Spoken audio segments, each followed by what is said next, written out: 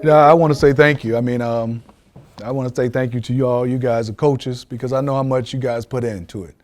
I coached AAU for a few years, and obviously I've had a whole bunch of coaches. I grew up in a community similar to this in Detroit on the east side, and it was a village. It's a village. It took a village. And I know now the village is some kind of separating, but I would say you guys, you're at the point of your life right now. This game of basketball, this game of life, it's what the choices you make right now is going to make a long decision, athletically, academically, and just as a human being. You know, to go through all the challenges you guys go through, I didn't. You know, that phone, I'm glad I didn't have that phone, that social media, because it's a big distraction. But it's also, you can use it for something good. It's not all bad, but it's a big distraction. And everything, we had distractions at our age, totally different. We didn't have a distraction right here.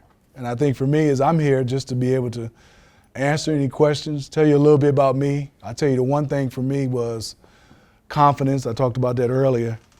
I didn't have confidence as a basketball player. I had confidence if we were in the park, I had confidence.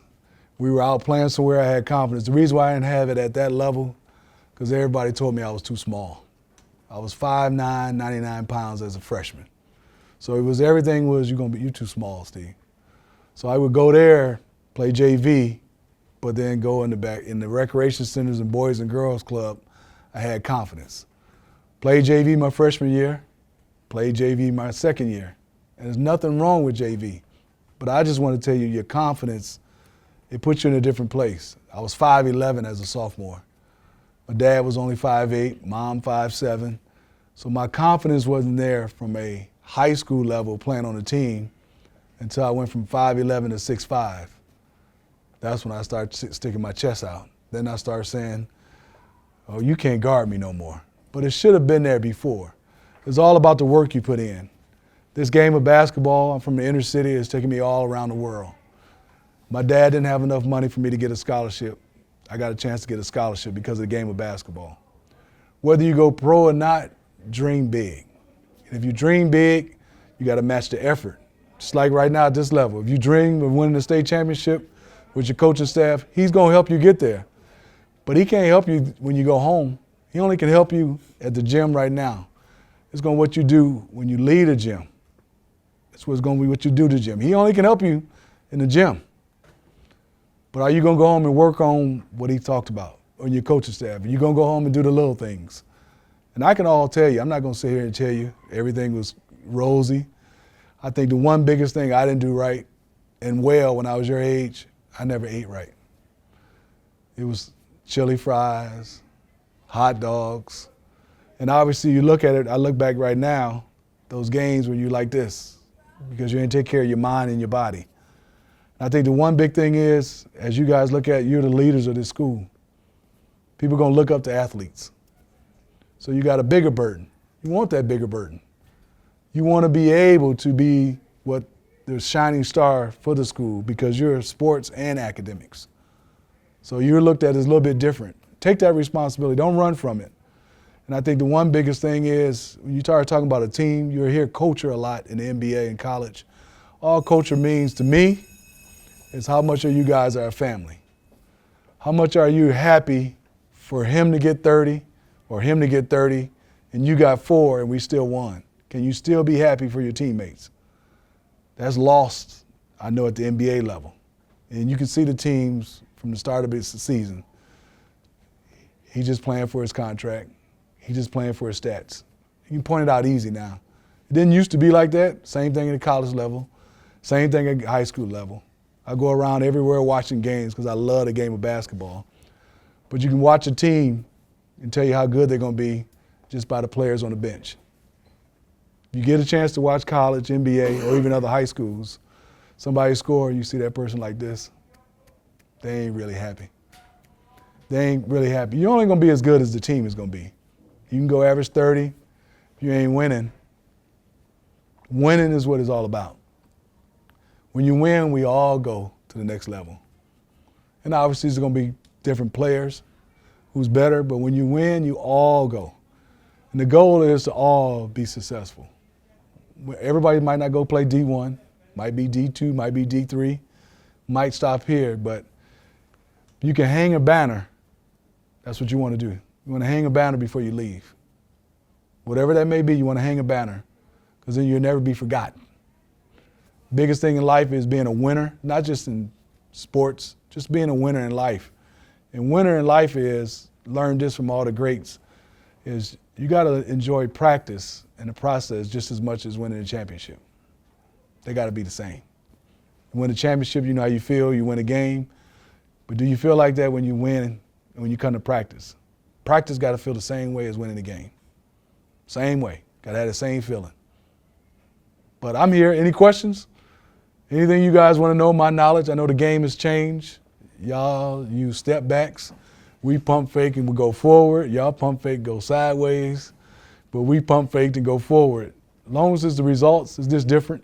But the game of basketball is still going to come down to how close you are. Can we be on the same page?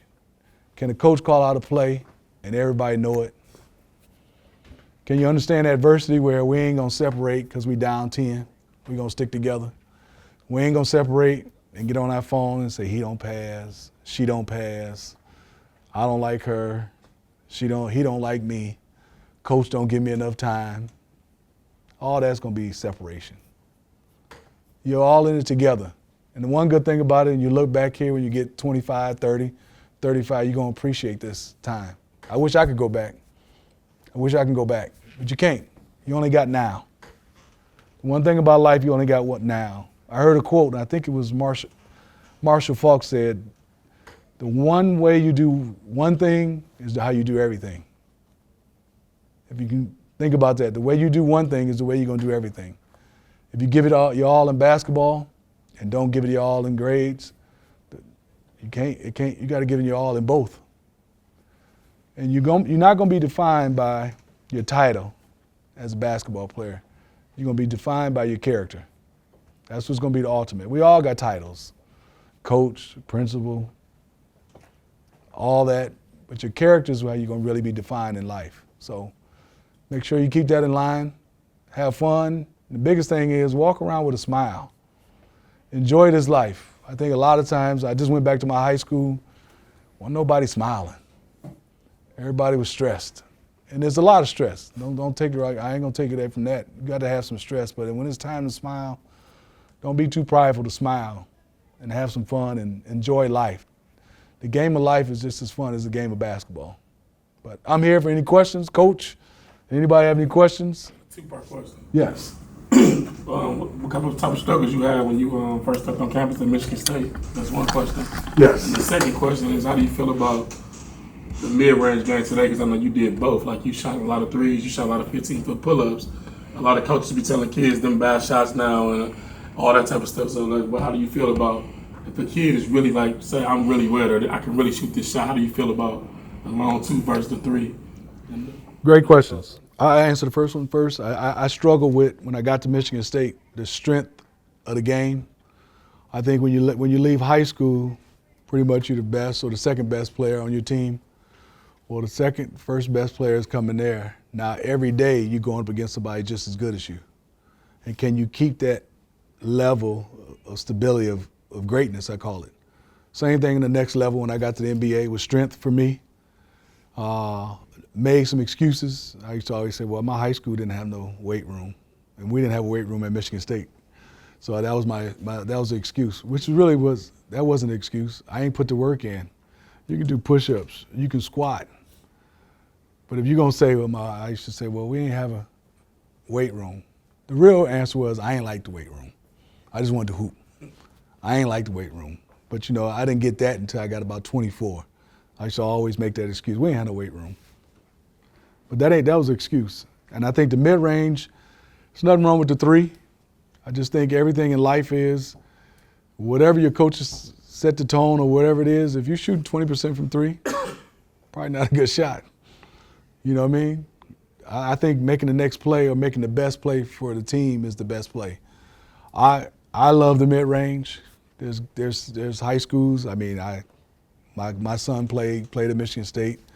His high school coach drove me crazy. 3-on-1, they ran to the line, just shot threes. So, but everybody has different philosophy. But the one philosophy is defense is going to win championships.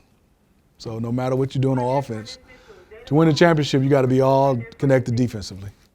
Good question. Coach, as you talk about like the importance of, you said something about character. So can you like kind of talk about it? Like, I'm pretty sure you went through the process where it was deeper for you. So when I was invited to like NBA training camps, they literally called my schools, my middle school, my high school, my neighborhood. They literally do that. Can you kind of just tell them how important it is building relationships right now and just having high character and just being a good person? He said it best. I remember going to my NBA draft. They were talking to the guy at the corner store. They were talking to my recreation coach. They went to my church, trying to see different ways of, like he said, your character. Because everybody's talented. All of us is talented, but it might be that one little character flaws where we're even in talent. They go with the guy with the better character, or the young lady with the better character. It's huge. I mean, they ask questions. I mean, I look at Tom Izzo. That's who I played for. He's still there. He's going to go character first. He figure he ain't got to be a 5-star to play for me. He got high character, high motor, good kid. He's always looking at, does he fit my program versus is he a 5-star or 4-star? And I think that's huge what he said, because don't nobody want to be around nobody that don't make life fun or is hard to work with, even with talent. Don't nobody want to coach nobody with talent that got an attitude problem. I mean, you don't want to be around nobody. I mean, that's got an attitude problem. So I think that's huge. And it's real, especially now because of social media. They asking your friends, they're asking everybody about your character. I know y'all got some questions. Well, one thing I wanna piggyback off of is we had an assembly with all the athletes, and one of the things that we're implementing as an athletic department is to get rid of BCD, which is blame, complain, and defend.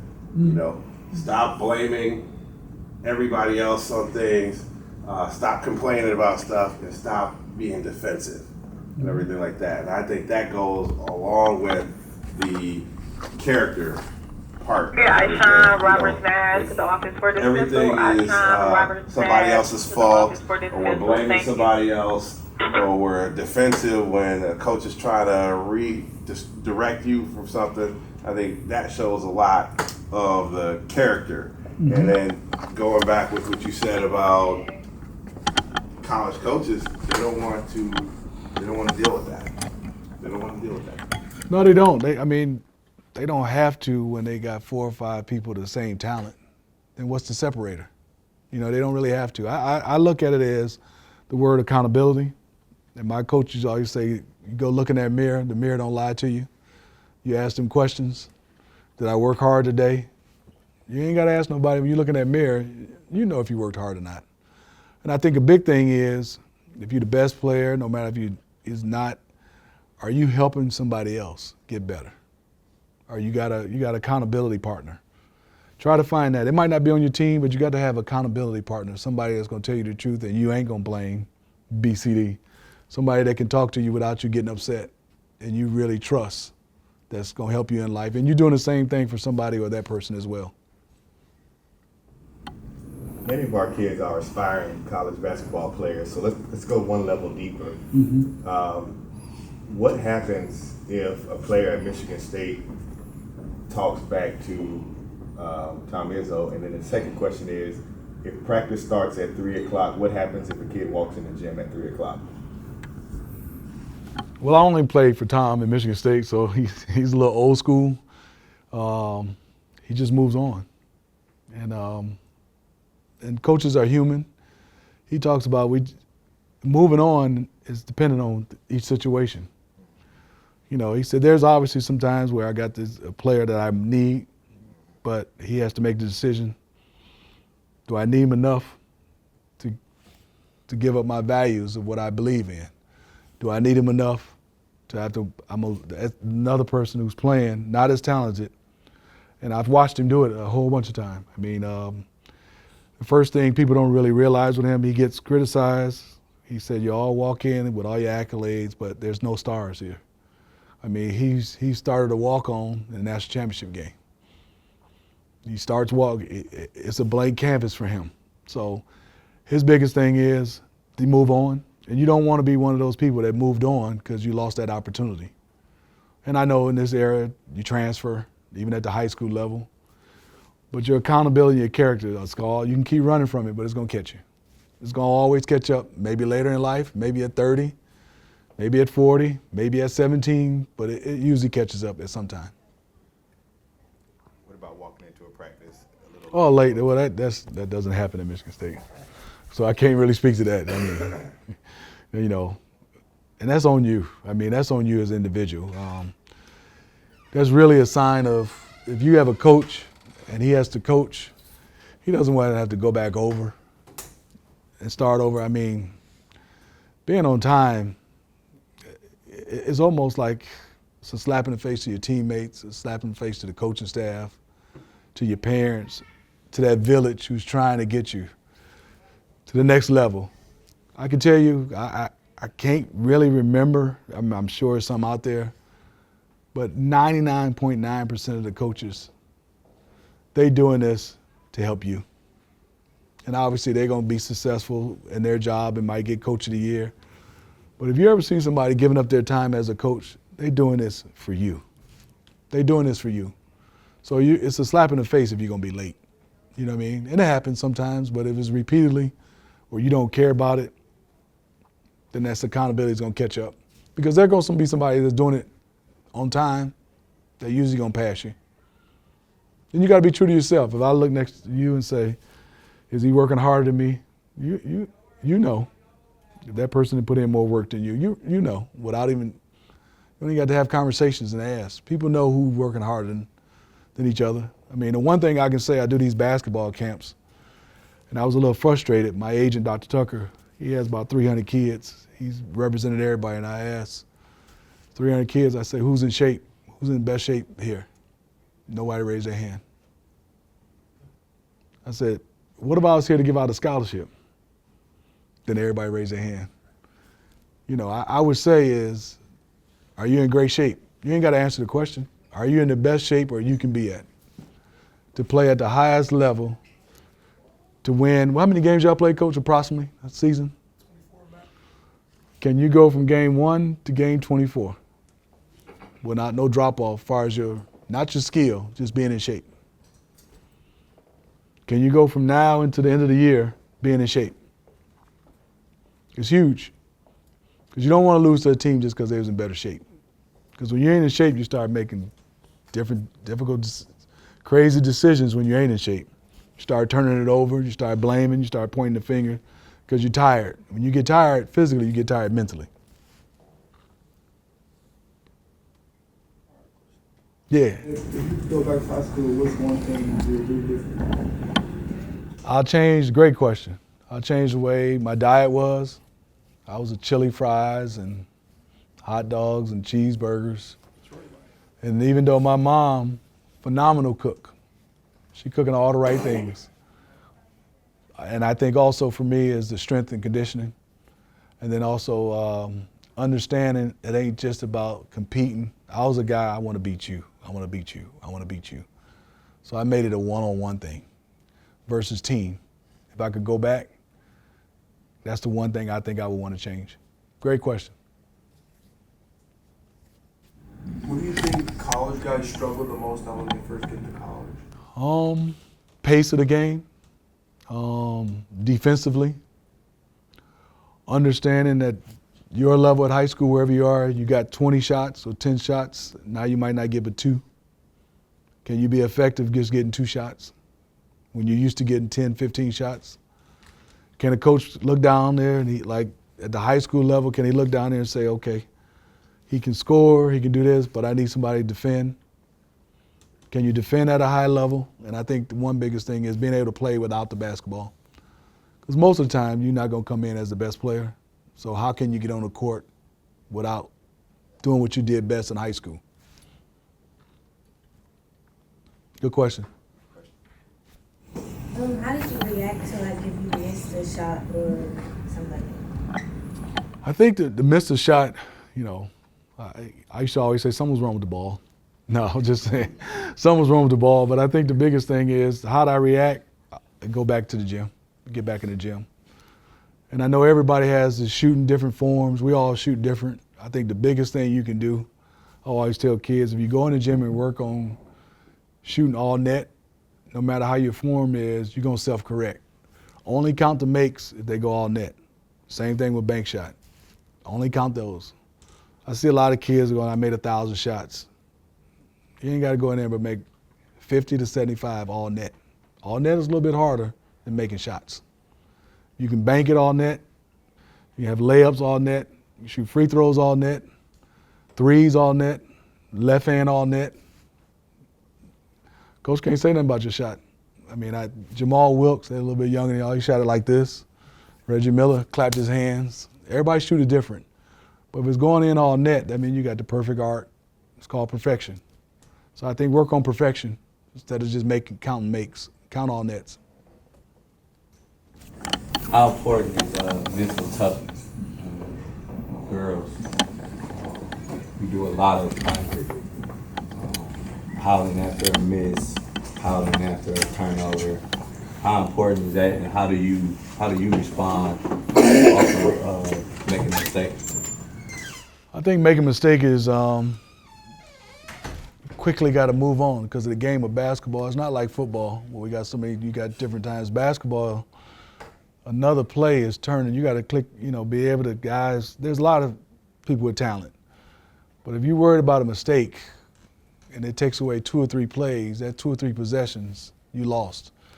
I think for kids, girls and guys, go talk to the coach after the game.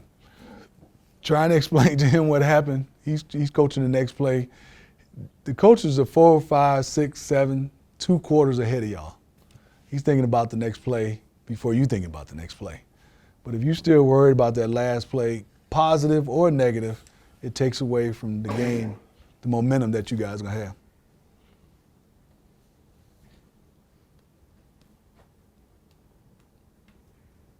No more questions? I don't know the questions I was asked before, but toughest guard in the league for you. Oh, I lost sleep with Michael Jordan. Easy. I mean, I would say that's easy. The one I tried to guard a couple times, it wasn't for me because I was Allen Iverson. Wasn't for me. I told Mookie Blaylock, that's you. Let me stick to them big old guards that ain't running around. Cause not only because he was fast, he was relentless. AI, relentless. But Michael by far. I mean, because, and you know, people always laugh when I say that. It was easier to guard Michael than Reggie Miller. Reggie ran through screens. I had never played against somebody that didn't dribble, that just keep running. Running in figure 8, running off screens, pushing off. One dribble, kick it, go run again. I always played against people that dribbled. So Michael was easier but harder because it was simple, but you couldn't stop it. Fundamentals, him and Kobe, probably the 2 best fundamentally guys I saw and played against because it was always they had a counter to a counter to a counter. And you going in, I'm going to stop this, they had a counter. And I always said, well, I'm going to be more physical than Michael. So a couple games, I was pretty much beating him up physically. Then he came back with something else. So those guys added something every year to the game. But there's so many people that's talented, but I think those 2 was the most talented and the mental toughness guys that they're just relentless, along with AI. But I'm not taking away from everybody, but those are probably the guys at the top.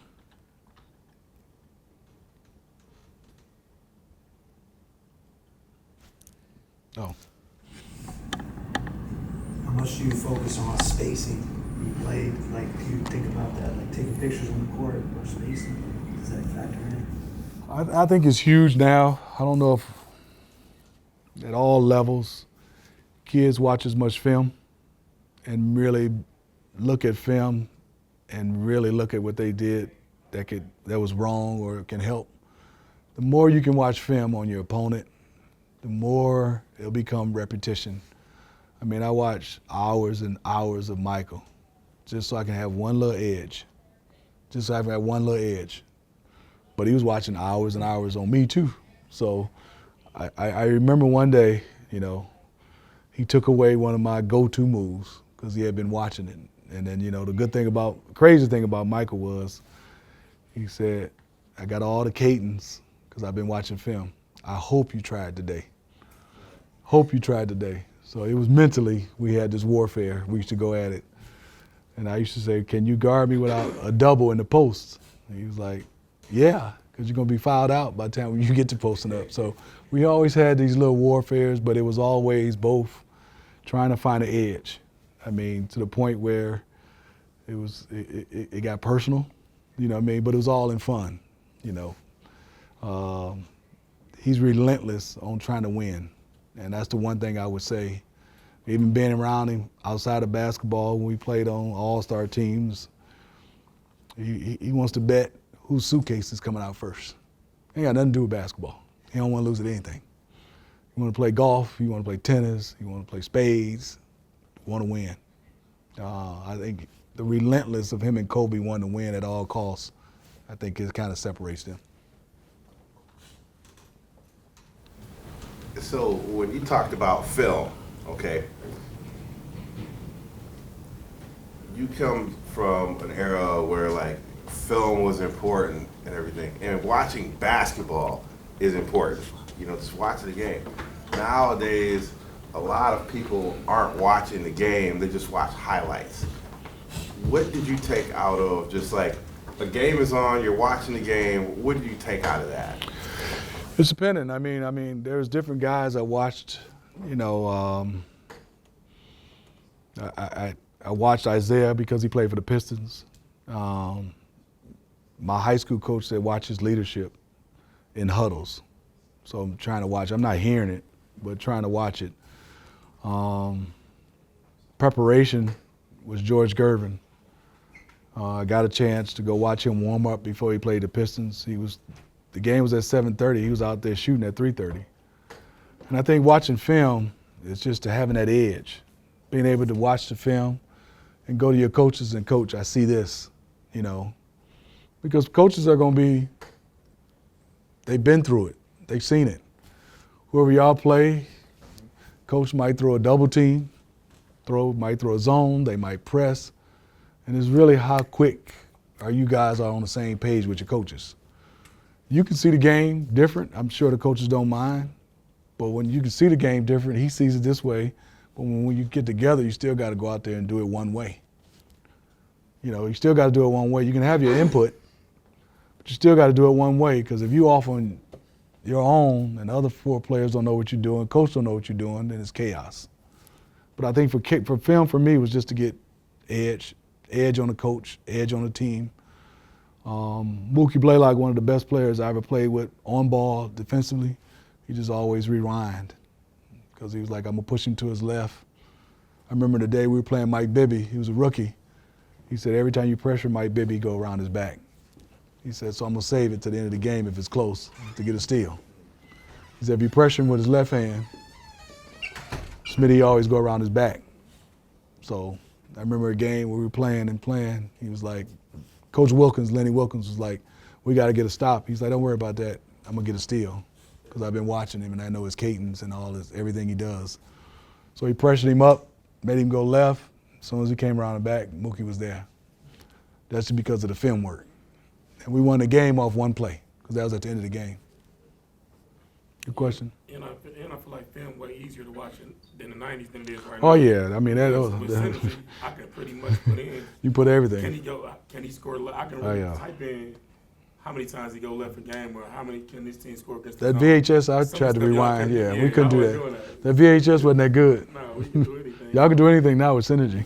Yeah, well, even you know, for you guys as high school players, you know, you've got your favorite players that you want to emulate and everything like that. Don't just watch, you know, highlights. Watch the game. Watch the flow. See how it's you know, how the plays are developed. You know, those are things that I feel like are very important. Well, first you need the president to be able to say the NBA highlights 2 weeks ago, he said we don't need to have a game televised because all people do is watch highlights the whole country. So that's new. I think also, for yourself is, I didn't do it, stretching a lot. Make sure you stretch. Got to stretch. Because I remember, even though at my advanced age, I played with Tim Duncan, probably stretch hour, 2 hours a day. I just wasn't a guy that stretched. But when you look at his career, he ain't really missed games. Because trying to stay loose, trying to stay limber. Because as you all know, you're putting a lot of pounding on your knees. If you can, ice as much as you can and stretch. How important is communication? It's huge. There's nonverbal communications. We had plays with me and all my point guards when I was playing too. Eyebrows was backdoor. They should do like this. It was throw the lob. We had all a whole bunch of nonverbal communications, and it's huge because the more you talk about where you want the basketball. I was a guy that wanted it on my left hand to be able to shoot it. Didn't like it on my right hand, but I always wanted to pass on my left to bring it to shoot, to come into it. Just the little things to give you, some of the best point guards. Jason Kidd, I played with in the Olympics. He's like, Smitty, you like it on your left hand? I said, whoa, how you know that? He said, because I called Mookie and asked him.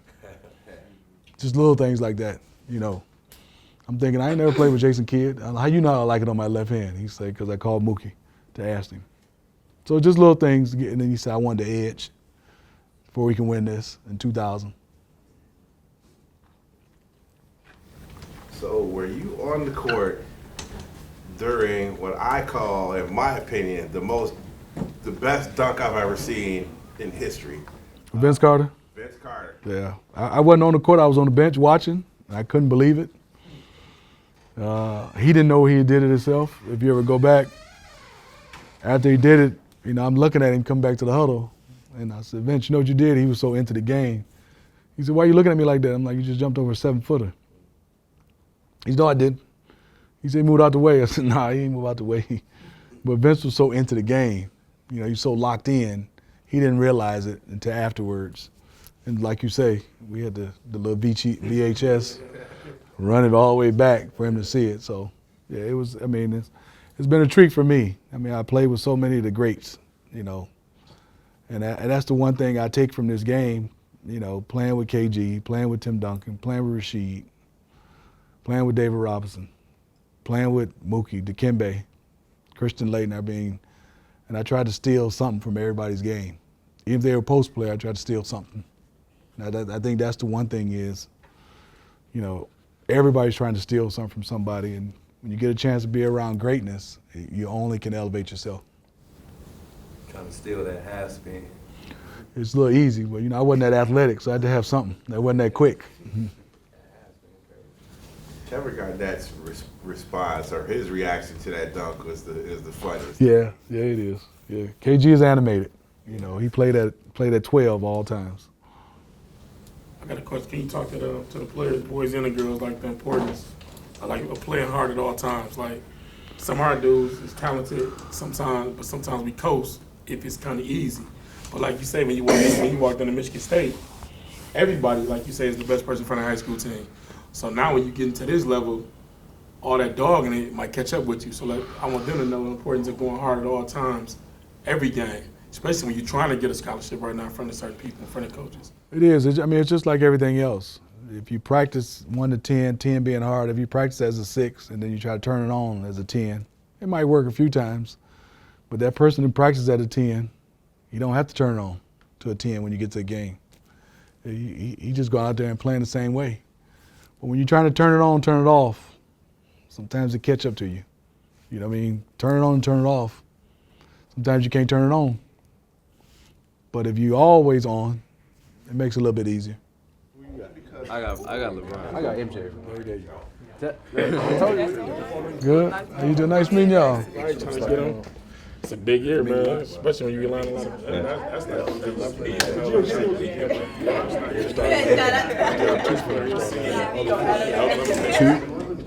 that's 1, 2, 1. How you doing? Steve. My pleasure. Nice to meet you. How you doing, Steve? Pleasure. Nice to meet you. My pleasure. Coach, how you doing? Congrats. Thank you. Appreciate it. Yeah, appreciate that. Congrats.